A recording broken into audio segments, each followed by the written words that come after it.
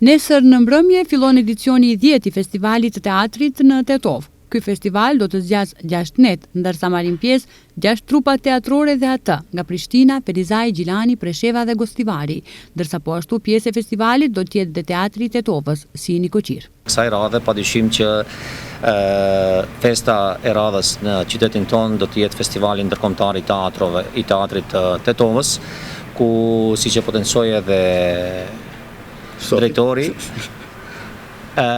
do kemi një përzgjedhje shumë të mirë të shfaqjeve këtë vit.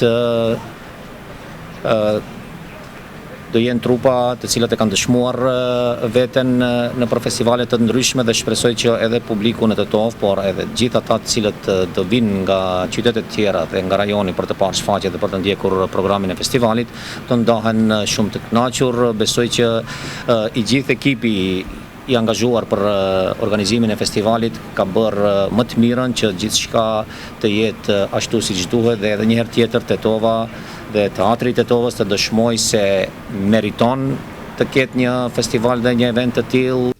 Këtë vit festivali nuk është me karakter garues, sipas drejtorit të teatrit të Tetovës, përderisa nuk ka mjete për çmimet, atëherë dhe karakteri garues nuk ka kuptim. Jo, nuk ka karakter garues sepse edhe këtë edicion buxheti nuk ka qenë i mjaftueshëm që të ndajmë çmime, edhe unë jam kundër festivaleve që bëjnë çmime, por i bëjnë pa pagesë çmimet. Unë mendoj se secili çmim duhet të ketë një pagesë, secili aktor apo shfaqje që do të merr çmim duhet të paguhet, edhe ne ende nuk e kemi komoditetin që t'i paguajmë dhe unë mendoj se pa pagesë çmimet sikur nuk janë shumë të rëndësishme.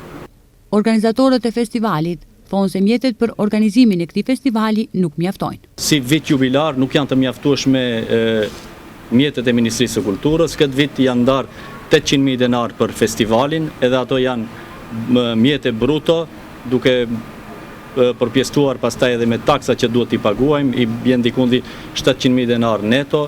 Për 6 net, 6 trupat vinë nga qytetet ndryshme dhe t'u ambulojmë gjitha harxhimet.